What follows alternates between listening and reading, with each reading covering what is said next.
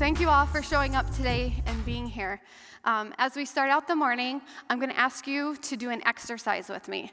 Now, I promise I'm not going to make you run or do a deadlift or anything like that. You know me, you would be a little worried right now. But actually, I'm going to ask you to take the card out that you were given when you came in, okay? And on that card, if you have a pen, I want you to write on one side this word. I want you to write the word breathe. I'll give you just a second to do that. If you need one, raise your hand and the ushers will get it for you. Once you have it, and you write the word breathe on it, I'll give you just a second.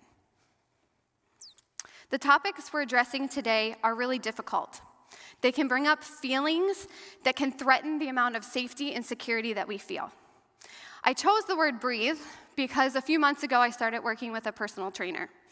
And in my second or third session with him, I was working out and I started holding my breath because it was really hard.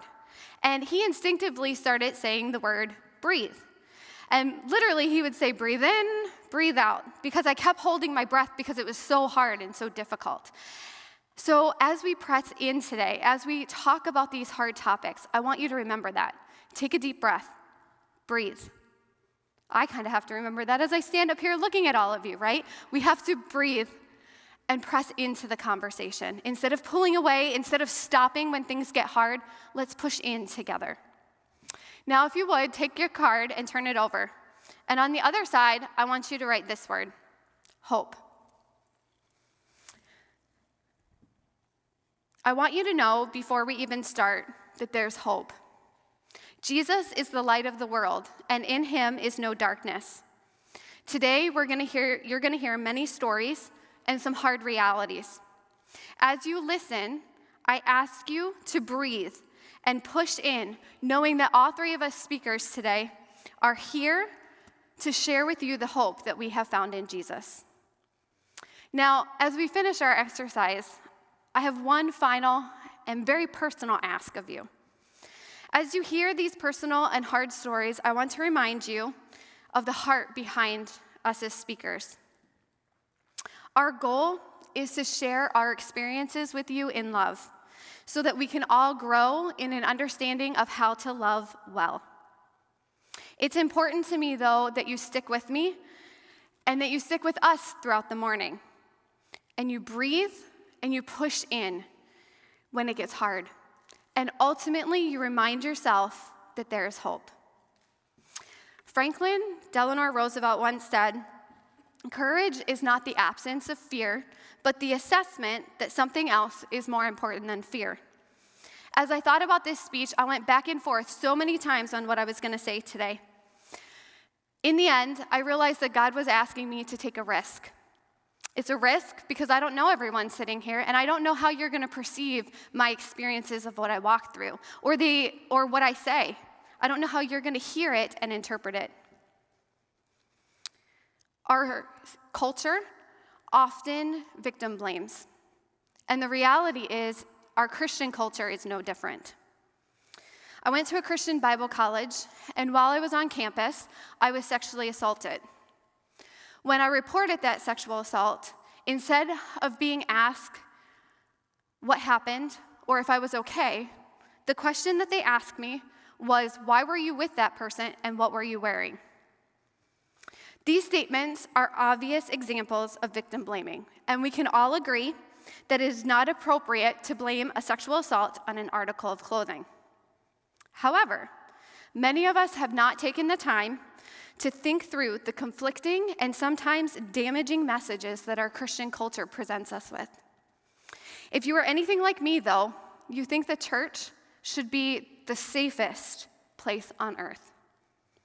The church was designed by God to be a place where we learn who God is and who we are and who we can be because of God's love for us. Yet oftentimes, this place that God intended for beauty and love and safety is in fact not safe. This is my story. My name's Amanda, and I was sexually exploited and trafficked by a youth leader in my church and my dad when I was 16 years old. Growing up, life was difficult for me, and I usually explain my life like a double-sided coin. On one side, if you looked at my life, you would have seen the perfect church girl. And if you looked at the other side of my coin, you saw a very different story. During my childhood years, I was sexually abused by 3 different men in my life. And in the culture, the church culture that I grew up in, we didn't talk about those things, and it wasn't allowed to be talked about. When I was 16 years old, this guy started coming to our church, and I just remember thinking, oh, he's cute, and then kind of going on with my day. Over time, we started developing a friendship, and he went to my mom and told my mom that I seemed awkward around the guys and that he wanted to be my big brother and mentor me. Everything started out very innocent. We would go out and he would take me out for pizza. So there was a lot of just normal brother-sister type things going on. And then one day things started changing. He took me shopping one day and I couldn't pick out what I wanted to wear. Instead, I had to only get the items that he wanted me to wear. He started telling me how I had to do my hair. He gave me minutes on a cell phone, and so I had to check in with him so often every day. And the phone calls switched from being, hey, how are you today, to you're late, why didn't you call me? As it progressed, he started asking me to do things that I would never have thought to do on my own, like skip school. And so he arranged a whole scenario where he was going to take me away for a day, and we were going to do all of these fun things and skip school. And that's the day he took me to a hotel and raped me for the first time. I no longer could decide where I wanted to go, who I wanted to talk to. It was, you're gonna do what I tell you to do when I tell you to do it. I got to a place where I was feeling completely hopeless and worthless, and that I couldn't get out of a bad situation, and so I attempted suicide. And then we had a youth group event a few days after my first attempt of suicide, and I was changing in a room full of other girls, and I was trying to be really fast about it because I had bruises all in my middle section of my body, and my friend happened to see one of the bruises. So she pulled me aside and asked me what was going on, and I wouldn't tell her. And so she grabbed my phone and just dialed the first number on the phone and said, you need to come now, and hung up the phone. Well, it was an all-girls event at the church that night, and so the guy that I had been secretively dating, who pulled into the parking lot, and everybody knew his truck. And so when he pulled in, she knew something wasn't right. So she went and told the pastors of our church. That next Sunday, this guy and I were told we had to stand up in front of the church and confess our sins to the church. And he stood up there and said that she was hot and she tempted me and it was all her fault. And nobody thought any different. Nobody asked any questions, even though he was 28 years old and I was 16. Some time had passed after that, and then I was feeling really sick. I thought that it was because of the suicide attempt. I thought it was because of what was going on. But out of fear and knowing how many times I had been raped, I took a pregnancy test and it came back positive. And so when I called and told my pimp, or who I would have called my boyfriend, he was extremely livid. And so he went with me and he sat at the doctor's office and held my hand and acted as sweet as pie in front of everybody else. And in between the time where we were sitting in the waiting room and that second appointment a few days later, he beat me until I miscarried. I was in a place where I felt completely and utterly hopeless. Like everything in my life had been turned upside down, and none of it was my choice. And yet I couldn't even tell anybody that. And so I attempted suicide. My mom was very worried after this attempt. She recognized that things were getting more serious, and yet she called this guy and said, ask him to come over, since he was the only one she thought that could get through to me. He had worked it out with my mom that he would come and pick me up from the hospital. And we got in my car, and he drove it to my dad's house. And my dad and him took me into the back room, and they both raped me. I was told that whatever happened there, anytime a guy came in, anytime anybody that lived there asked anything of me, I had to do exactly what they asked. One of the rules was that I couldn't go outside. I had to stay inside the trailer that we were in. And the guy who I would have called my boyfriend was standing outside, and he yelled my name and told me to come out. And so I walked outside, and he was drinking a beer and smoking a cigarette. And I was at this point where I had never drank, I had never smoked, and all I could think was, maybe that will help numb everything that I'm feeling. Maybe that will help. And so I grabbed the cigarette out of his hand, and he smacked it out of my hand, and he stuck his finger in my face. And he said, "My good girls don't do that." And I remember thinking, what do you mean you're good girls? You've taken everything good away from me. I'm no longer a good girl. And he said, "Go back inside. I'll be back in 10 minutes. And I remember walking inside and seeing my car keys sitting on the table, and literally as clear as day, hearing a voice saying, "Go. Run now. You're my good girl, and I love you." And so I ran.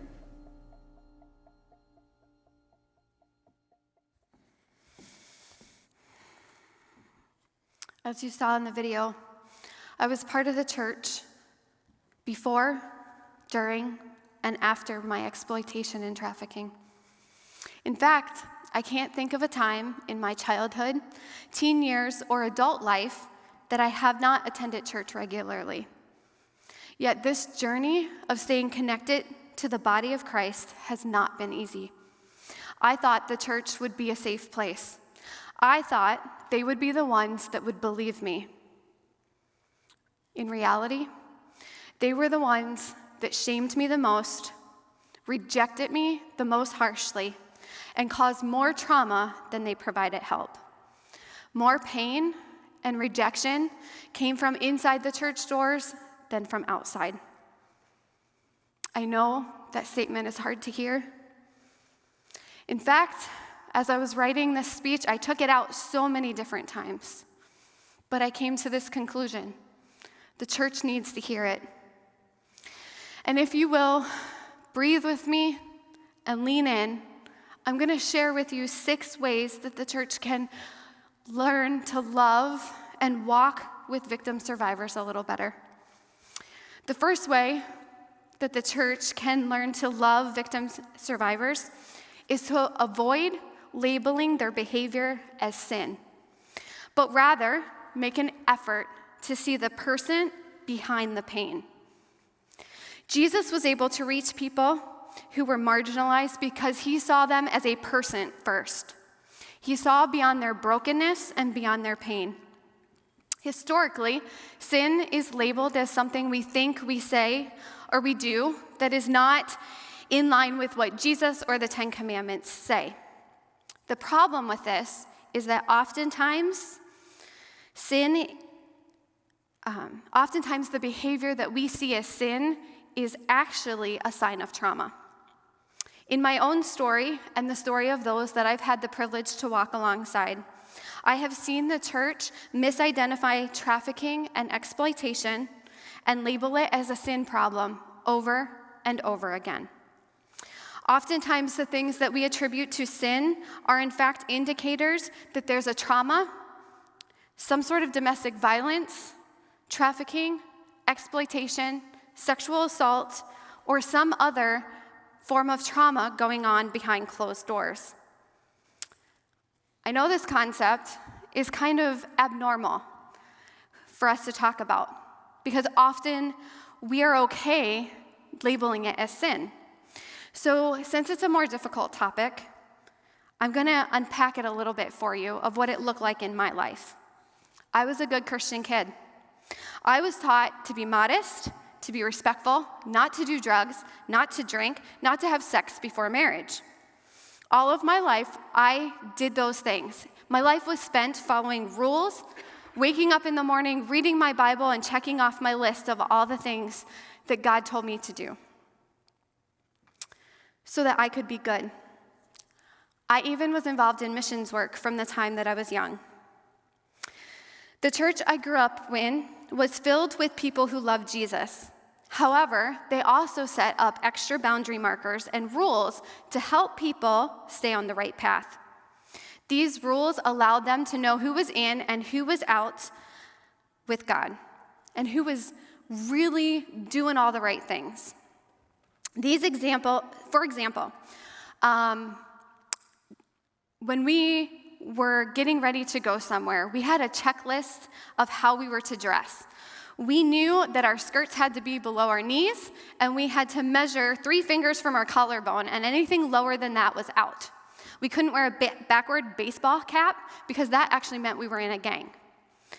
So we had this whole list that we had to follow before we could even leave the house. All of a sudden, though, during my trafficking and exploitation, my clothing choices began to change. And if you would have looked at my behavior from a sin perspective, you would have seen me dressing provocatively. You would have seen my attitudes start to change. You would have seen that I was swearing. You would have thought I was having sex before marriage. You would have assumed that I had an abortion. You would have seen me lying. I was anorexic. I skipped school. And I was disrespectful to my parents. I was stealing, and I was having massive anger issues. But if you took a deeper look, you would have realized that all of those things were actually cries for help. I wore provocative clothing because that was all my pimp would allow me to wear. In fact, every morning he would text me and ask me what I was wearing, and I was required to tell him every article of clothing down to the color of my underwear. If I didn't comply, I knew that he would yell at me, beat me, or worse, he would freeze me out and wouldn't speak to me for days. He had me so isolated from everyone and so manipulated that I believed he was the only one who loved me. You would have seen me having sex outside of marriage. But the truth is, the sex wasn't consensual. I was being raped over and over and over again. You would have heard that I was pregnant and likely made the assumption, as many did, that I knew then, that I had had an abortion. When in fact, I was beaten until my body forced an early miscarriage.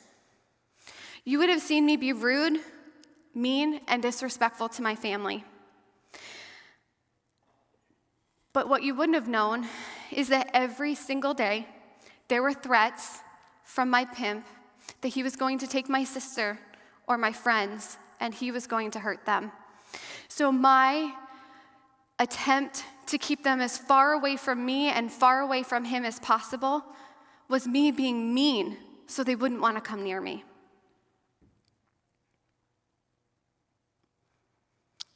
I was experiencing multiple forms of trauma every day. I wasn't remembering where I was, who I was telling what to. I was dissociating. I was separating from myself. And so I sounded as if I was constantly lying. While those around me saw me as a wayward youth living in sin, I was dealing with extreme forms of abuse, manipulation, and control, which left me feeling as if my whole world was going numb. I was just trying to survive. I was trying to survive the next beating and trying to figure out how to make sure that I didn't mess up again. What those around me saw as my chosen behavior was actually a choice that was being made for me by my abuser. And when my youth leaders and my pastors would come and confront me about my sinful behavior, I just felt more shame and more fear. It left me feeling that I didn't belong and that no one was really seeing me. Inwardly, it left me trying to make sense of two opposite, contradicting worlds that I was living in, my home life and my church life. Another way that the churches can love victim survivors is to take care with how we present biblical ideas. As a survivor, I often struggle with common Christian language. Some of the most basic tenets of faith were hard for me to wrap my mind around. Now, not in a theological sense, but in light of my abuse and exploitation. Many of these truths are biblical and they need to be taught, but we need to take care. We need to think about those who are at risk when we're planning sermons and small group studies. For years, I struggled with the idea of God being omnipresent. Omnipresence is the idea that God is everywhere. I associated God's omnipresence with him being just like my abusers, who knew where I was at every moment of every day so that they could harm me. I struggled with teachings like submission because these were the same verses that my abusers were using to keep me manipulated and controlled. We need to consider and recognize the damage done by some of the messages and imagery of teachings such as the purity movement. Like thousands of others who grew up during this movement, my experience was not good. This movement likened women to chewed gum, licked Oreos, and roses with no petals. These were examples that they would use if a woman had any form of physical contact with someone outside of marriage. One of the common themes of this movement was to place blame on the woman for a man's decision to lust after her, going as far as making her responsible instead of putting responsibility on the man. I was a teen during this movement. I remember sitting in a youth rally as a young teen listening to a speaker rant about the damage of physical touch outside of marriage. He held up this beautiful rose, and as he began talking and explaining how this young couple had just met, and they started their relationship, and soon enough, they started dating and started holding hands. And every time he talked about a physical interaction, he would take a petal off the rose. And he would talk about the physical interaction that the girl was having with the guy. And then he said, a few months went by and they broke up. And the girl went on to date another guy. And then he held her hand and he kissed her and she kissed him, and all of the physical interactions kept going. And everyone he would pull a petal off. And at the end of his speech, he held up the rose and he said, "Girls, do you want to be like this? An empty rose for your future husband?" There were no petals left on it at all. And when he said that statement, all I could think in my head was, I'm that girl. See, I thought I was that girl because I had been raped from the time I was really young by my great uncle. In fact, him doing that caused me to have a flashback, and I began to feel sick. I stood up to leave, and he yelled at me as I stood up and told me to sit down.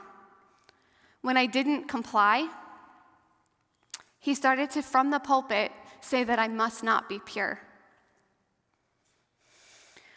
Thankfully, my youth pastor knew my background of abuse, and he grabbed my arm and pulled me outside, where we had a good cry about what had just happened. From my perspective, the most hurtful thing about the purity movement is that there was never any exception. You were either pure or not pure. When in reality, many of us were dealing with sexual abuse.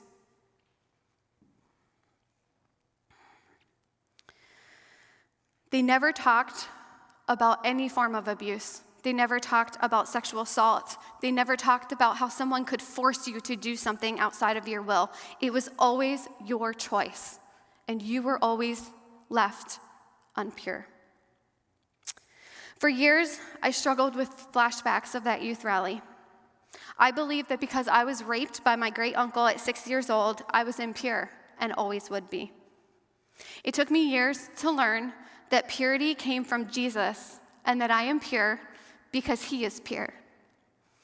I wish someone would have told me that sexual abuse is not a choice, and that even if I make a pure decision, it does not define me for the rest of my life. I wish someone would have asked me if they loved me for who I was, or if they loved me because they saw me as a project to fix. As you saw in the video, during the height of my abuse and exploitation, I was actually kicked out of church. During the next few weeks, I was feeling really sick and took a pregnancy test. My pimp was not happy that I was pregnant. But when others were around, he was super nice. He went to the doctors with me, and he made others think that he cared. Once the news made it back to the church, though, that I was pregnant, their attitude towards me began to change. Instead of rejecting me, they brought me back in. They all of a sudden cared about whether or not I had eaten breakfast or if I took that ibuprofen because that was dangerous for the baby.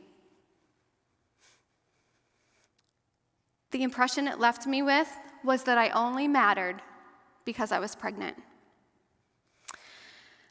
What they didn't realize is that my pimp wouldn't be bothered with me going for an abortion. That would have cost him too much money. Instead, he beat me until I miscarried.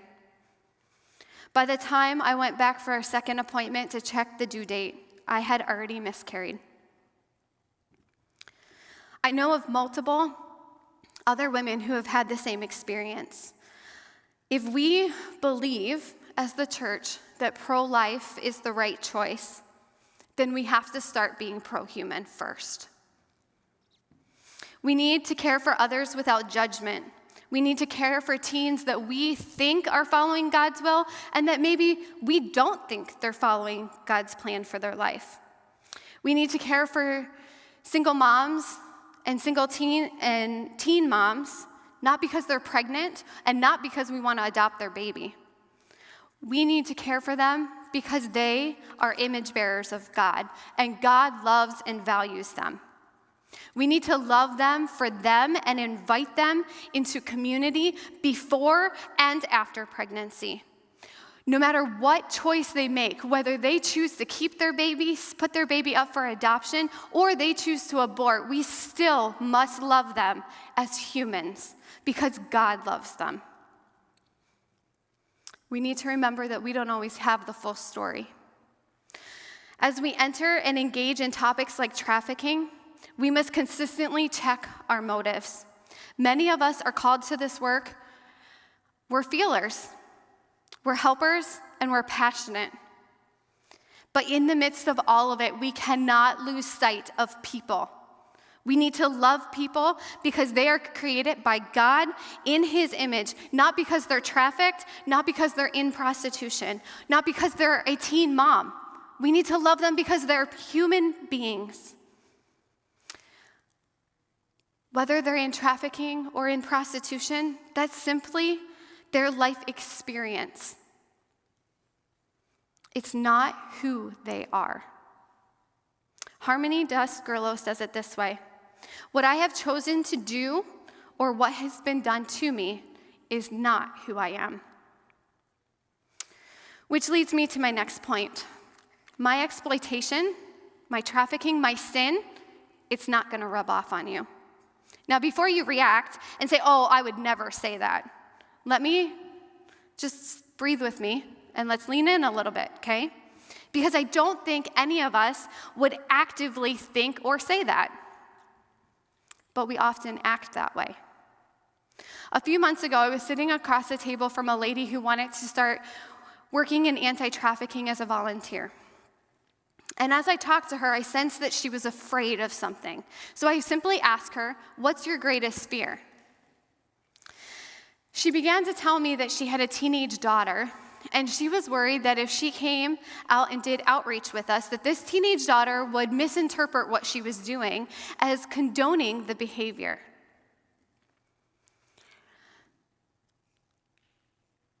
She then, through the course of the conversation, went on to say that she didn't think she could do anything with anti-trafficking because if her daughter saw that she was condoning or thought she might be condoning this behavior, she wouldn't be able to live with herself.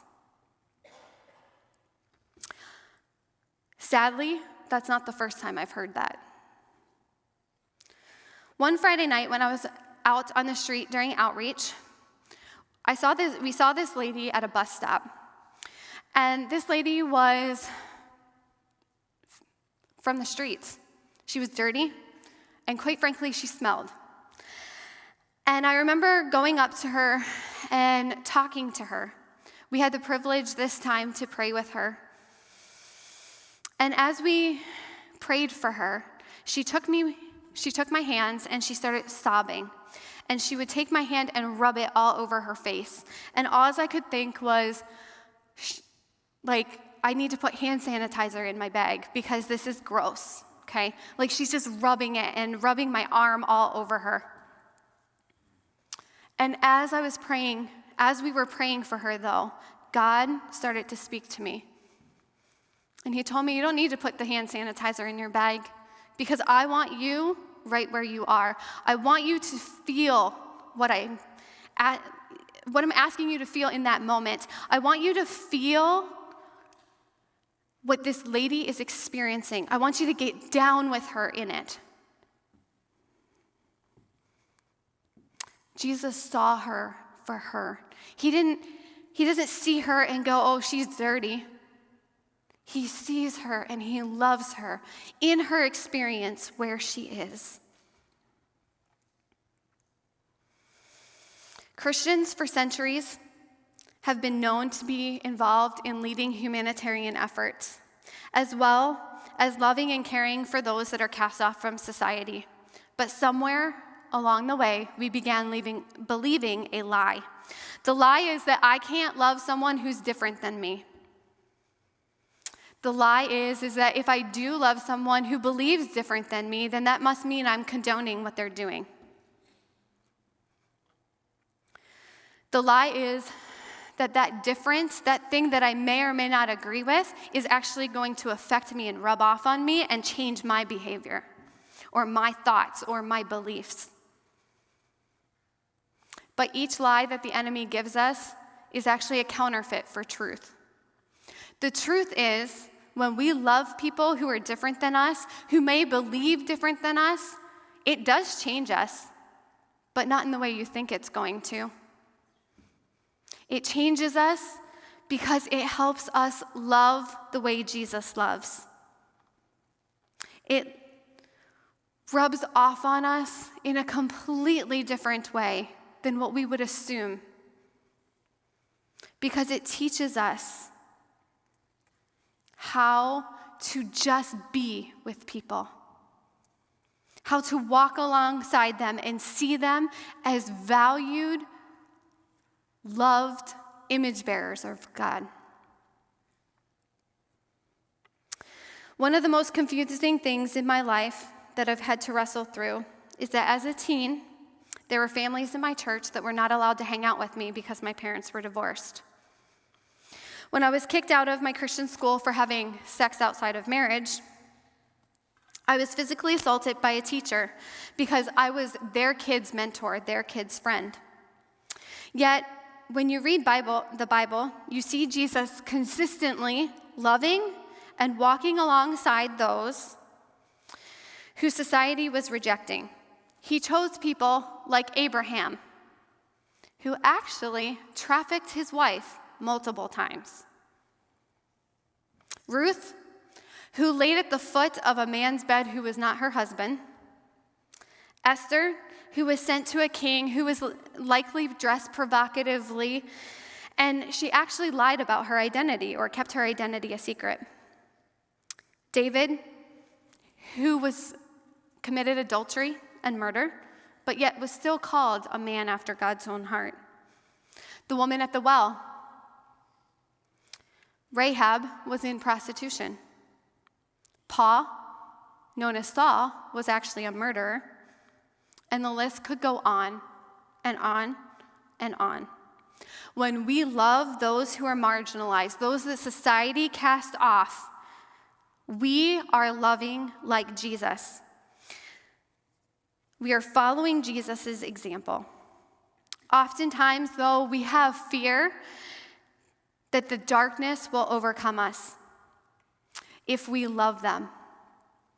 But child of God, I want you to hear this. The light that is in you is greater than the darkness that is in the world.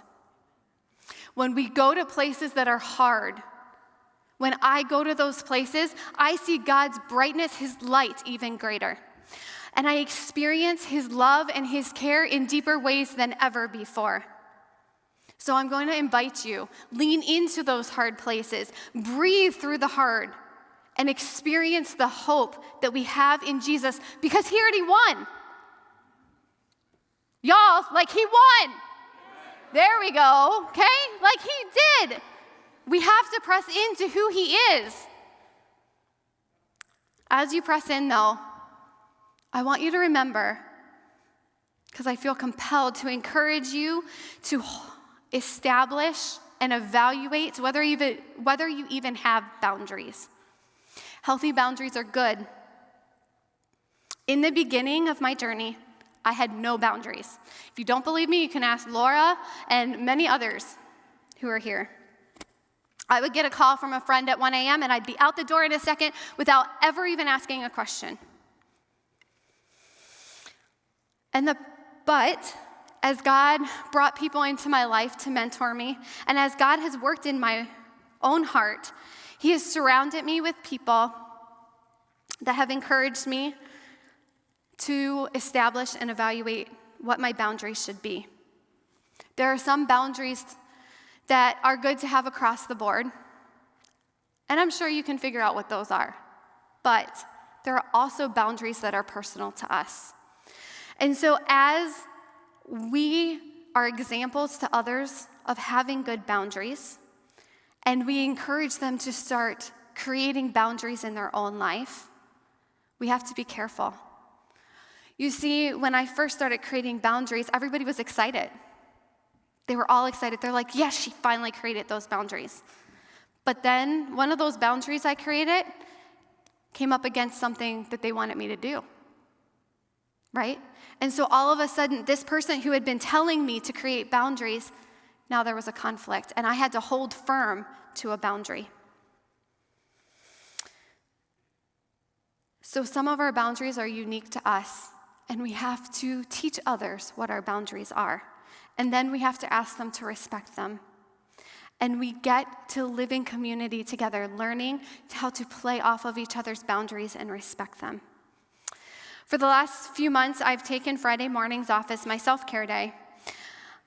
And my boss at the time was very encouraging and respectful and supportive of me taking this time off.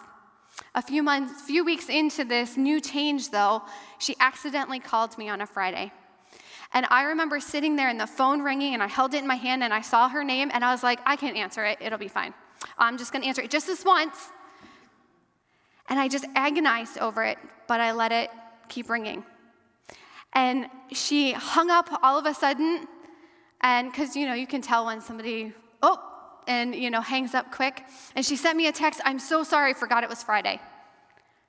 And in that moment, I had this sense of, I can hold the boundary. I can do it.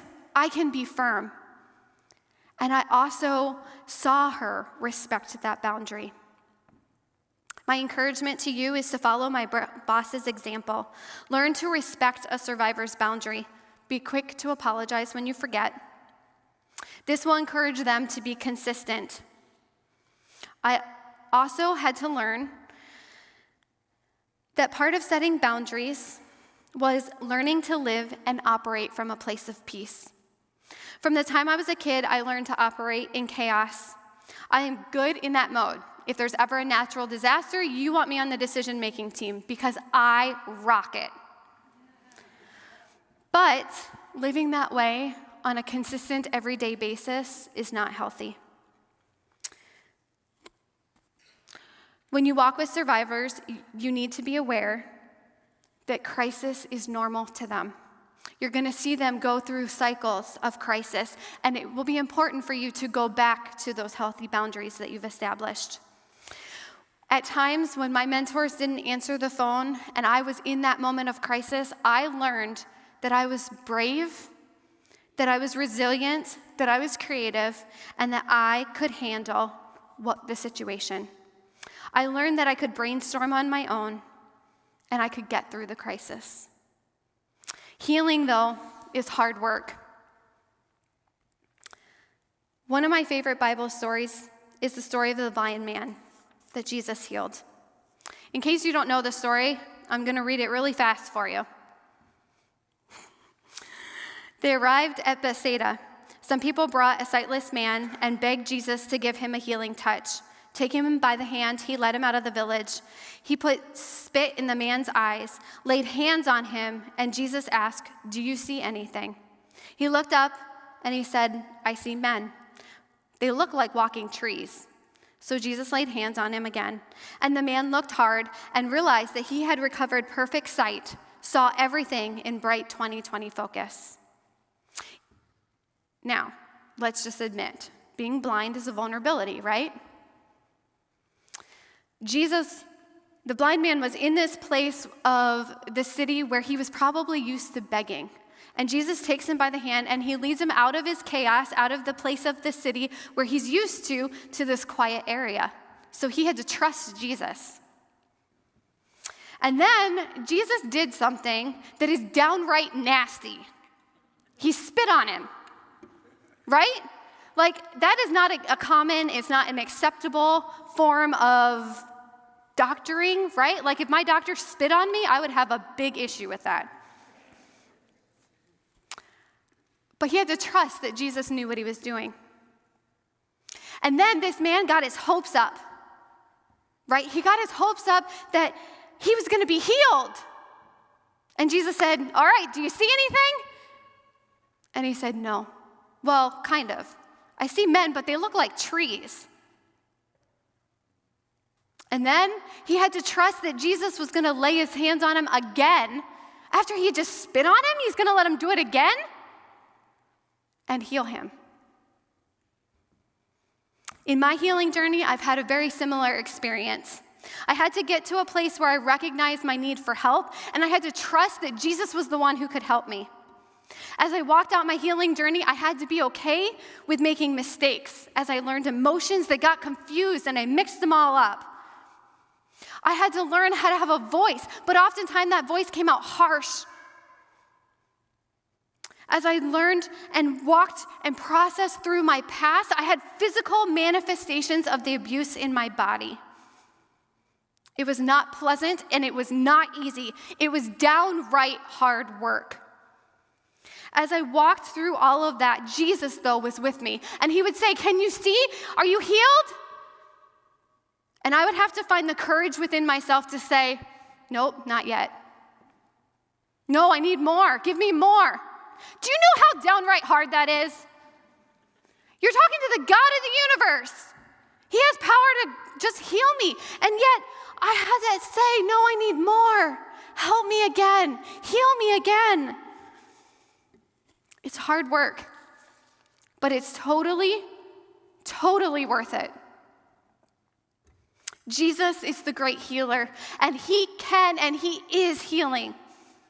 At times in my life and in my story, the church has come across as judgmental, not willing to listen, treating me as if I was too much or not enough. They've thrown accusations my way. They've blamed me. They've put condemnation on me. They've called me names. They've kicked me out. They told me to go clean myself up and then come back. But all along the way, Jesus told me something different. He told me that I was not defined by my past. All along the way, he told me that I was his daughter, that I was loved as I am, that he sees me as highly favored, beloved, and redeemed. He says that I have purpose, that I am worthy, and that I am enough. He told me all along the way that while his people have gotten it wrong at times, that he created me to be in community, that he created me as his daughter to be connected with the body of Christ, the church. The church was designed to be a place where we experience unconditional love. We can practice using our voice. We learn what true relationship looks like, how to have a friend, a brother, a sister, how to interact with God, and how to learn what freedom feels like. I believe that God is calling the church to love, to come alongside and walk life with those who are in the life, with those who are victim survivors. I believe the church is part of the healing journey that is essential. So church, let's reach those people in our sphere of influence and show them God's boundless love with courage as we remember to have hope in Jesus, to breathe through the hard situations, and to lean in.